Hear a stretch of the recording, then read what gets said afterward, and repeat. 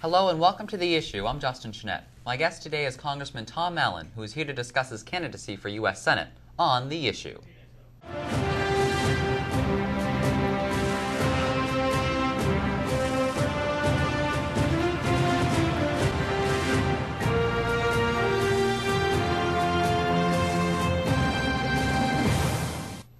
Congressman Allen, welcome to the program. It's good to be with you, Justin. This is not something I've done before. I haven't seen this kind of technology in a high school, and I really congratulate you for doing it. Oh, great. Thank you.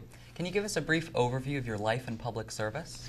My life in public service, I would say my life in elective office was really started in 1989 when I ran for and was elected to the Portland City Council. I served there for 6 years, and then in 1996 I was elected to Congress and have been there, for 11 years. That's my elective office. Of course, there were many things that I was doing that involved engagement in the community in which I live from the time Diana and I came back to Maine in 1974.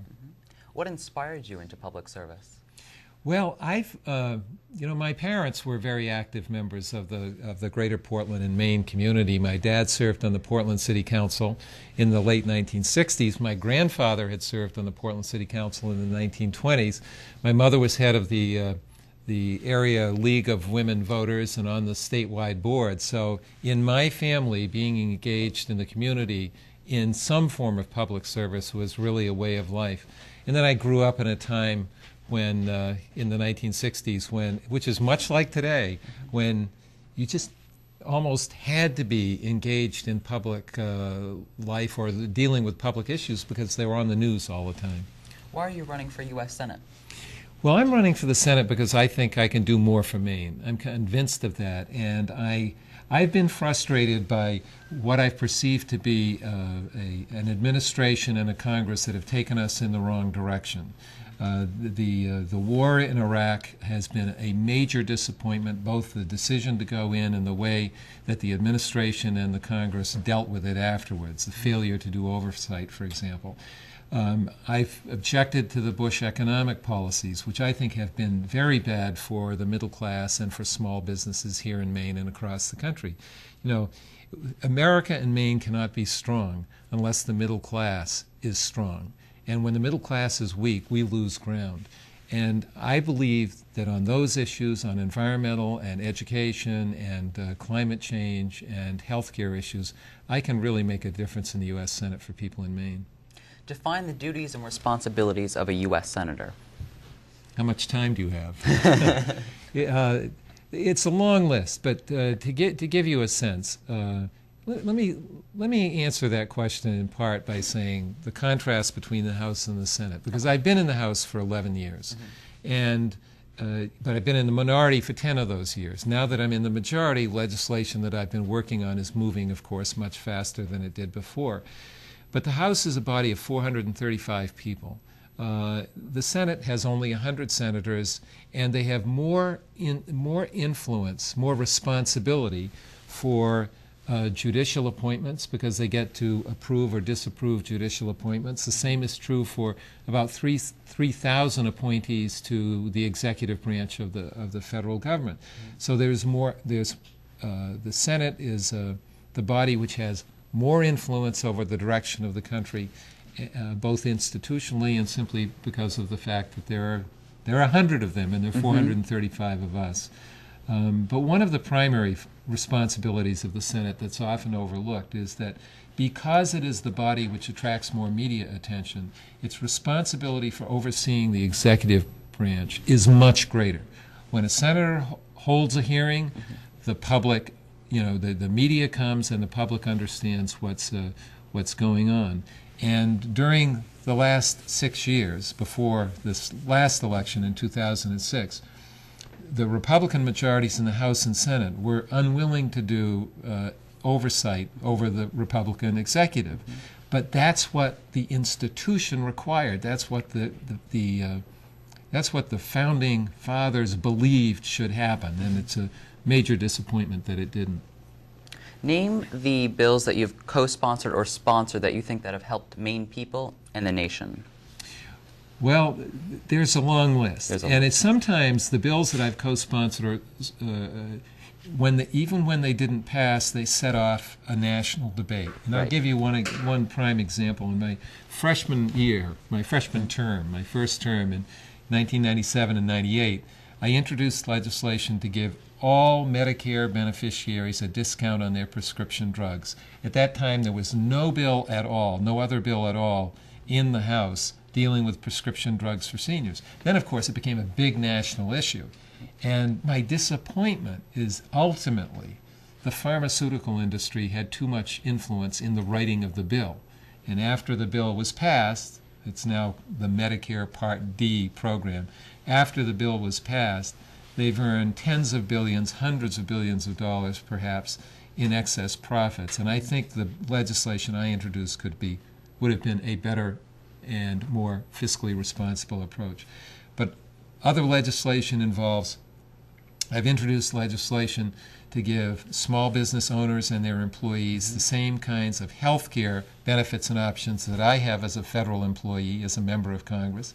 I've introduced legislation to reduce our energy consumption and reduce greenhouse gas emissions. And we finally, this year, have passed legislation that doesn't go quite as far as I would like, but it goes, some substantial difference. I've passed legislation to make sure that it's U.S. policy to have no permanent bases in Iraq, because I believe very strongly that Iraq will only resolve its problems when they're convinced that we're not going to be there forever. We didn't go there for the oil. We didn't go there to have a military presence there. I've passed legislation in the House in November that would ban the export of mercury, which is a very serious pollutant. And what's happening is we've been exporting mercury to other countries. It's being used, it's being burned, and when it vaporizes, it simply comes back around the planet back to us. That legislation awaits action by the Senate. But on oceans-related issues, other healthcare-related issues, there's a long list, and I don't want to take the whole program doing that. Okay. Now, the Lewiston Sun-Journal recognized that, quote, her reputation as a moderate and her willingness to work with politicians, regardless of their political affiliations, make her an effective voice in Washington. And the Portland Press-Herald wrote, Collins gets it done. Senator Collins' moderation and bipartisan style should keep her winning streak alive. Do you agree with that? No, but I do agree that Susan Collins gets great press. She has for the whole decade. She gets great press in Maine. But here's what I would say. Look, I like Susan Collins. We've worked together well. When my parents were alive, they were close friends of Susan's parents. I mean, this is not a personal thing at all. But we fundamentally disagree on the major issues. She's been for the president's policy in Iraq. Just a couple of days ago, she said, I will not support a deadline to bring our troops home. I opposed the president's decision to invade Iraq from the very beginning. I led the effort in the House to try to slow down that rush to war. I've been critical of the policy because it's been incompetently carried out. And I am convinced that we have to set a deadline, just as George Mitchell did in Northern Ireland. I mean, George Mitchell, when he brought peace to Northern Ireland, he did it by telling all the parties that he was going to leave. He was going to give up in the peace process unless they came to an agreement by Good Friday. And it took a month of intense negotiations to get there, but they compromised their differences. The Sunni and the Shia political leadership in Iraq will not compromise their differences unless we give them a deadline. Susan's voted for all of the president's economic policies. So billions, hundreds of billions of dollars have gone to the richest people in this country, and there's less money available for health care, for education, for job training, for Head Start, and for economic development here at home. That's not an economic policy that makes any sense for the middle class or for Maine. She's voted for the energy bill, which moved billions of dollars in tax subsidies to ExxonMobil and other oil companies. She voted for Medicare Part D, which moved hundreds of billions of dollars in excess profits to the pharmaceutical and insurance companies. I believe we need a new direction. I believe we need fundamental change. And the fundamental change has to be to focus like a laser on small business and the middle class. because, as I said before, America and Maine cannot be strong if the middle class is weak. And therefore, all these people today who are struggling to figure out how to pay for their health insurance premiums, how to send their kids to college, how to get from paycheck to paycheck, how to, frankly, how to pay the price of gas and heating oil. I mean, those people need to be the center, the object of what we do in Washington, and it hasn't been true.